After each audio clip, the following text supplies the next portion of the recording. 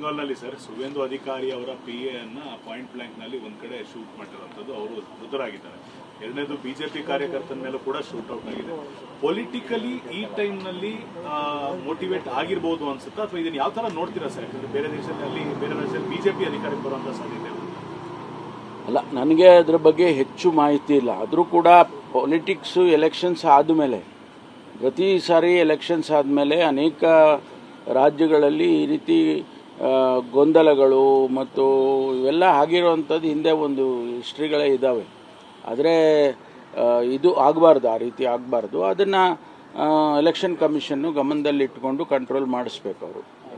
ಕೊನೆಯದು sir, DK Suresh ಅವ್ರನ್ನ ನಿನ್ನೆ ಪತ್ರಕರ್ತರ ಪ್ರಶ್ನೆ ಮಾಡ್ತಿದ್ದಾಗ DK ಶಿವಕುಮಾರ್ ಏನಾದರೂ CM ಆಗ್ತಾರಾ ಅನ್ನೋ ಒಂದು ಪ್ರಶ್ನೆಗೆ ಸರ್, ಒಳಗಡೆ ಬಿಸಿ ಇದೆ, ಹೊರಗಡೆ ಮಾತ್ರ ತಣ್ಣಗಿದ್ದೀವಿ ಅಂತ ಮಾತಾಡಿದ್ದಾರೆ. ರಕ್ತ ಬಿಸಿಯಾಗಿದೆ, ತಾಳಿದವನು ಬಾಳಿಯಾನು ಅಂತ ಹೇಳಿ ಸರ್, ಅಲ್ಲ, ತಾಳಿದವನು ಬಾಳಿ ಅಂತ ಹೇಳಿದ್ದಾರೆ. ಒಳಗಡೆ ಬಿಸಿ ಇದೆ, ಹೊರಗಡೆ ತಣ್ಣಗಿದ್ದೀವಿ ಅಂತ ಹೇಳಿದ್ದಾರೆ.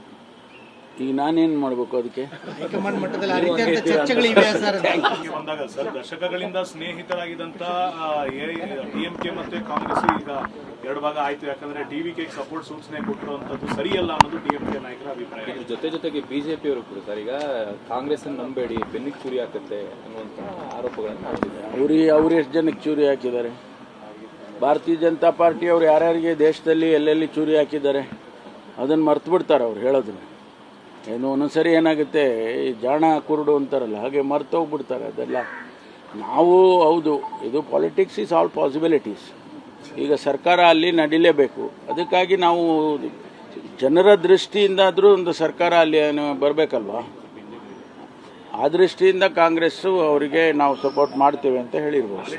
ಪವರ್ ಪ್ಲೇ ಅನ್ಸುತ್ತಾ ಸರ್? ಪವರ್ ಯಾವ ಕಡೆ ಇದೆ ಆ ಕಡೆಗೆ ಪಕ್ಷಗಳು ತಿರುಗುವಂಥದ್ದು ಸಾಧಾರಣ ಅನ್ಸುತ್ತೆ. ಅಲ್ಲ, ಈಗ ಕಳೆದ ಒಂದು ಸುಮಾರು ವರ್ಷಗಳಿಂದ ನಮ್ಮ ದೇಶದಲ್ಲಿ ಪಾಲಿಟಿಕ್ಸ್ನಲ್ಲಿ ಏನೆಲ್ಲ ಪಾಸಿಬಿಲಿಟೀಸ್ ಆಗಿದೆ ಅನ್ನೋದನ್ನು ನೀವು ವಿಶ್ಲೇಷಣೆ ಮಾಡಿದರೆ ನಿಮಗೆ ಉತ್ತರ ಸಿಕ್ಕತ್ತೆ. ಅಲ್ಲ ಸರ್, ತಮಿಳುನಾಡಲ್ಲಿ ಕಾಂಗ್ರೆಸ್ DMK ಅಣ್ಣ ತಮ್ಮಂದಿರ ತರ ಇದ್ರು, ಈಗ ಈಗಲೂ ಇದ್ದೀವಿ. ಈಗ ಇಲ್ಲ ಅಂತ ಯಾರು ಹೇಳಿದ್ರು? DVK ಜೊತೆ ಸೇರ್ಕೊಂಡ್ಬಿಟ್ರೆ ಅದೇ ಪಾಸಿಬಿಲಿಟೀಸ್ ಅನ್ನಲ್ಲ. ನಾನು ಸರ್ಕಾರ ಮಾಡಬೇಕಲ್ವಾ, ಅವರು ಯಾರಾದರೂ ಒಬ್ರು ಸಹಕಾರ ಕೊಡಬೇಕು. ಅದು ಕಾಂಗ್ರೆಸ್ ಮುಂದೆ ಬಂದಿದೆ. ಸರ್ಕಾರ ರಚನೆಗೆ ರಾಜ್ಯಪಾಲರು ಮೊದಲು ಬಹುಮತ ಪ್ರೂವ್ ಮಾಡಿ ಅಂತ ಹೇಳ್ತಾರೆ, ಸಂಖ್ಯೆ ತೋರಿಸಿ ಅಂತ. ಅದು ಅವ್ರಿಗೆ ಬಿಟ್ಟಿದ್ದು. ಅದು ಕಾನ್ಸ್ಟಿಟ್ಯೂಷನಲ್ ರಿಕ್ವೈರ್ಮೆಂಟ್ ಏನಿದೆ ಅದನ್ನು ರಾಜ್ಯಪಾಲರು ಮಾಡ್ತಾರೆ. ಅದಕ್ಕೆ ನಾವು ವಿಶ್ಲೇಷಣೆ ಮಾಡೋದು ಸರಿ ಇಲ್ಲ.